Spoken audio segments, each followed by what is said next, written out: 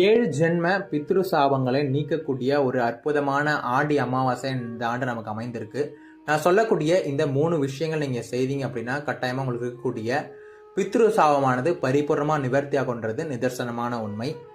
மாதம் மாதம் வரக்கூடிய அமாவாசையில இருந்து இந்த ஆடி அமாவாசை வேறுபட்டிருக்கும். ஒரு வருடத்துல 3 அமாவாசை ரொம்ப முக்கியமான அமாவாசையா பார்க்கப்படுது. தை அமாவாசை, ஆடி அமாவாசை, புரட்டாசி வரக்கூடிய அமாவாசை. இந்த 3 அமாவாசை நம்ம கட்டாயமா வழிபட்டே ஆக வேண்டும். மாதம் மாதம் வரக்கூடிய அமாவாசையில் வழிபடலனாலும் இந்த 3 அமாவாசை வழிபட்டீங்க அப்படின்னா ஒரு வருடத்துக்கு நீங்க அமாவாசை வழிபட்ட பலன் கட்டாயமா கிடைக்கும். அது என்ன பித்ரு சாபம் அப்படின்னு கேட்டீங்கன்னா, நீங்க உங்க பெரியவர்களுக்கு, உங்க முன்னோர்களுக்கு கொடுக்க வேண்டிய நேம நிஷ்டைகளை ஒழுங்கா செய்யாம விட்டீங்க அப்படின்னா கட்டாயமா அது பித்ரு சாபமா ஏற்படுறதுக்கு அதிக வாய்ப்பு இருக்கு. பித்ரு சாபம் நீங்கணும் அப்படின்னா கட்டாயமா அவங்களுக்கு செய்ய வேண்டிய நேம நிஷ்ட காரியங்களை கரெக்டாக செய்யணும். நம்ம வாழும் காலத்தில் எப்படி நம்ம